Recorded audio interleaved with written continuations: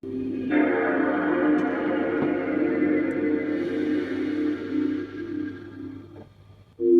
what's going on everybody? You all enjoyed the last review of Timesplitters 1, so of course we got Timesplitters 2. I'm very excited to talk about this one, so let's get right into it, shall we? Have it! If you watched my review of the first game, you already know how much I love this series. I gave the first game a ton of praise for being a fun, mindless FPS with fun characters and missions as well as memorable multiplayer. So what does Timesplitters 2 do? Improves on every single feature, gives a single player an actual story and turns everything up to 10. Fuck yeah. For real. This game is an improvement over the first in pretty much every way you can think of. The missions are longer and follow an actual narrative story. Locations are even more memorable with themes directly tying into the missions.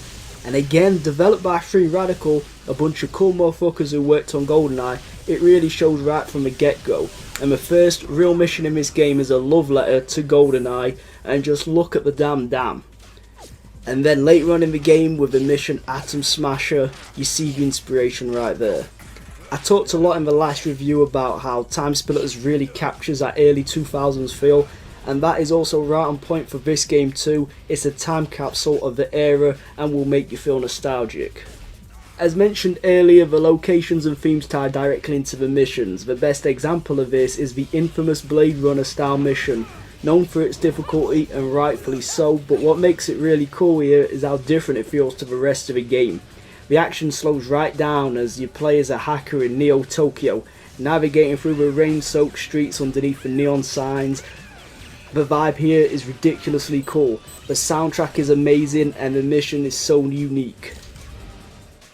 And then there's the downtown Chicago mission, which is so dope. Set in the 30s, this mission sees you play as detective taking out a bunch of gangsters before a final showdown with Big Tony on some familiar looking stairs. But that's just two examples. You've got the really cool Wild West mission. I really love this mission. It's, super iconic. The multiplayer variation of this map and the bit with the minecarts going around the waterfall and everything. Love it. You've got the Zombie Cult Cathedral mission. Yes, you heard that correct. Crazy ass mission. And got a cool boss fight in there as well. Return to Planet X, which is fucking brutal on hard mode, but this one's really cool. Some people don't like this one as much. Me personally, I dig it.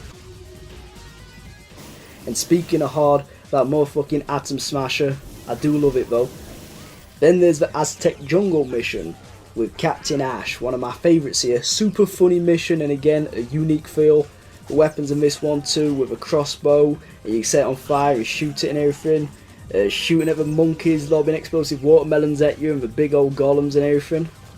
Then to the future again, inside a robot factory in 2315, another hard mission. This one isn't as memorable to me, still pretty cool I guess, and the character from that mission is obviously iconic. And then the final mission and the opening mission, they sort of carry on from each other. The final mission is sort of like an epilogue with a super tight time limit.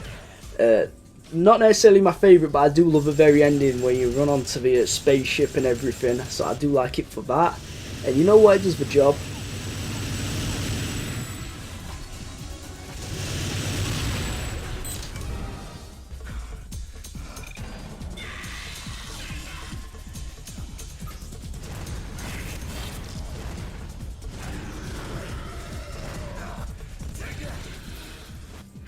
But it ain't just for missions though, as the characters are equally memorable. Elijah Jones, a bounty hunter, definitely inspired by Samuel L. Jackson. Jake Fenton, the detective from a Chicago mission, as I mentioned earlier. Gretel Mark II, who's cool as fuck.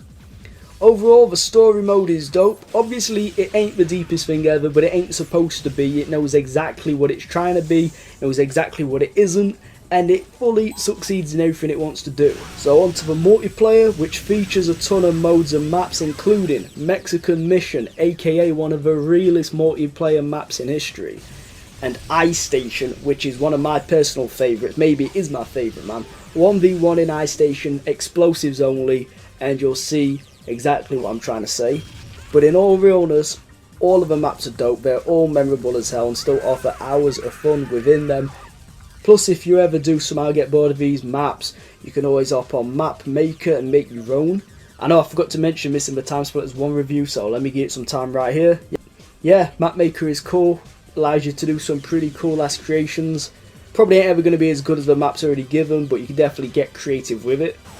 And we can't review this game without mentioning arcade leagues, where you unlock most of these modes, maps and characters.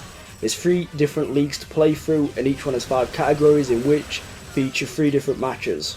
Some of the modes you unlock on this feature will add literally hundreds of hours on top of the already fun multiplayer.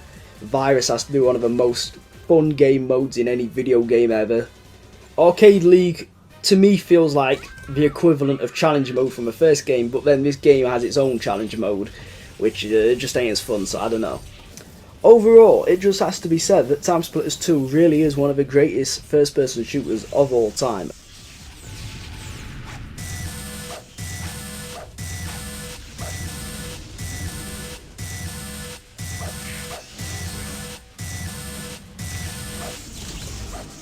A dope sequel, a great example of how unique video games used to be, and one last thing I should mention is the physics for the time. The physics were pretty amazing, especially for a console shooter. This video here, shooting a wine barrel, should give a good example. There's a really strong argument for this game being the best in the trilogy, but either way it's always going to come down to this, or the next game I'll be reviewing, the final game in the Timesplitters trilogy, Future Perfect. I'll see you on the next. Have it.